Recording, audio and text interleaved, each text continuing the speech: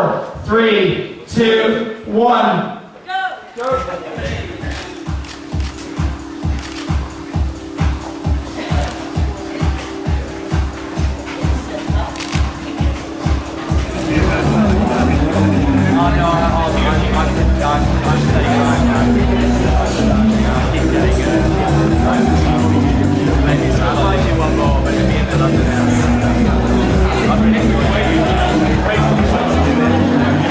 Well, Jenny Meadows, this is a Sportsvibe exclusive and very controversial because we have caught you less than 2 weeks before the World Indoor Championships, in which you've got a chance of getting at least a medal, so you should be training hard. And what are you doing? You're night clubbing in London. Jenny Meadows, explain yourself. I'm quite ashamed. No, I'm here today supporting the Run to Beat 24-hour half marathon challenge. It kicks off on the 26th of September. Should be great fun.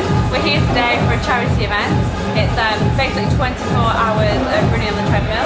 It's great. It supports research for Leukaemia and Lymphoma.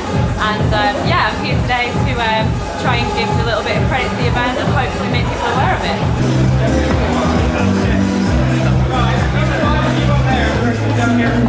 So, I mean, it's obviously a great cause and everything. And is there anything in it, sort of music, helping you compete? You were talking earlier about some of the music that gets you going. Yeah, I never was aware of the research. It's just something I chose to do myself. You know, being from a sprint background, I don't really consider myself an endurance athlete. I'm just bordering on that.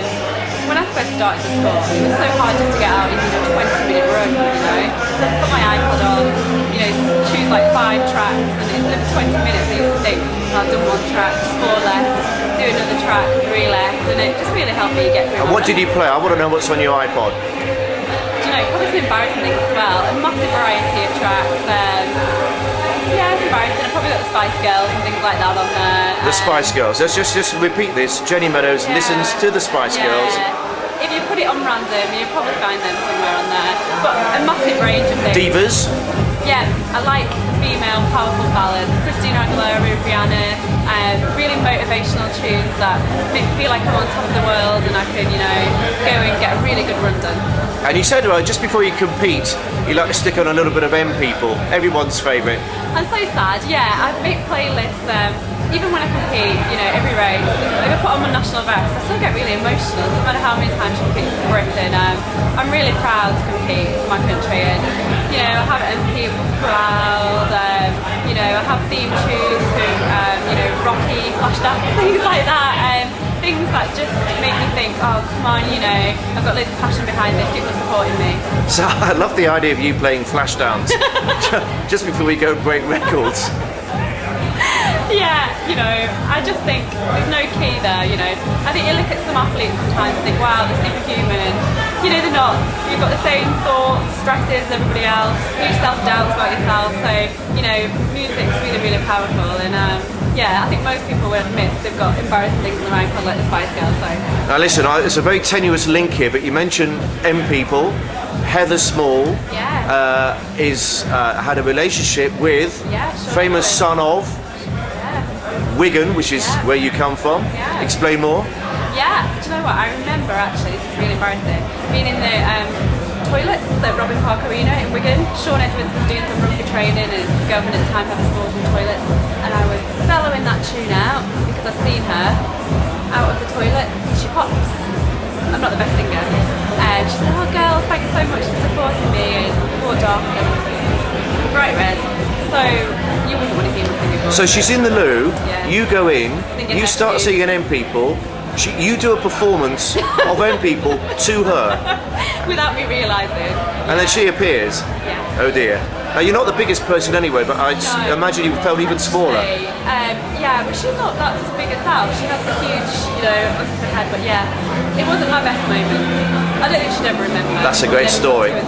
Now the next thing I want to ask you, Pocket Rocket. That is your nickname. Who came up with that? A boy in my training group years ago. I didn't even like it, but it's just sort of caught on. Yeah, I think I used to do some training sessions with the boys, and boys don't like getting beat by girls, do they? So you kind of not in anything. No. Oh, you pocket rocket, you know, and kind of stuck around. By the way, does your husband know that you're down in London at Leicester Square nightclubs? He does, yeah. He does know. He's alright about that, is he? Yeah, again, Brownie's honouring. Oh, okay, alright. Your brownie will let you off then. You've got a very honest face.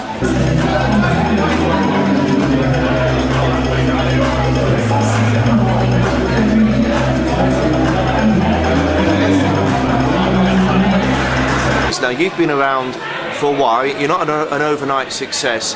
And, you know, explain to Sportsvibe TV viewers what you achieved last summer and what it's done for you, because it's changed you out of sight in your performances and particularly mentally, I would suggest. Yeah, I've been in the sport a long time, just before I was age 8. I've been in the sport 21 years.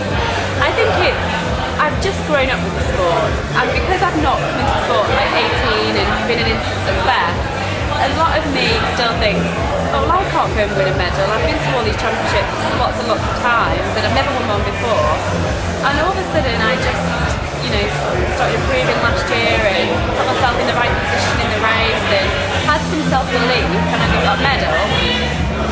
And it's made me think, well, I've done it once and I don't want to go back to just get into semi-finals. I want to, you know, work hard and propel and give me such a spring in my step this winter in all my training, and my training's gone on another level again. And when you get announced as world bronze medalist, you feel like you have to perform at that level, and that's obviously what I'm trying to do every championship now. And you've just changed, I mean, out of all recognition, both in terms of as an athlete, but also your approach as well. You're so confident now, and you used to downplay yourself. You're full of self-doubt. I think I still downplay myself a little bit. Like I thought I would get the British record, and when I did it and everyone made a big fuss, all of a sudden I'm like, oh, it is a big deal, you know? But yeah, I just think that's part of being so emotional and so passionate about the sport. It's really good that I've got emotion and passion for the sport, but sometimes I've got to stand on the line instead of thinking, oh, it's a world championship final. I've got to think, well, it's me and 7 other girls, and I've raced them a lot of times this year, and try and just take myself out of the situation I'm in, and just not think of myself as, oh, Jenny Meadows in the world championship final, just Jenny running against these other girls, and enjoy it after I get the result, hopefully. Now, you're going off to Qatar, to Doha, for the World Indoor Championships. You know, we think you're going there and you're going to do very, very well, as long as you keep out the nightclubs in Doha. Yeah, I promise. I cannot even tell you the last time I went to a nightclub years ago, so yeah, I'll keep away from them, I promise. But you're going to go there confident, aren't you? I am, yeah. I don't want to put any pressure on myself and say, oh, I need to do this, that and the other, but I need to go on that track and perform like a world bronze medalist at least, and hopefully, you know, better than that, you know, up my game. There's always going to be a challenge from the Russians. They're in great shape, and there's other girls as well. But if I perform, you know, to my ability, I've got a decent chance. So listen, if you get a big medal in the next couple of weeks, will you come back and sing proud for Sportsvibe? As you obviously like doing it in front of people. I'm very proud.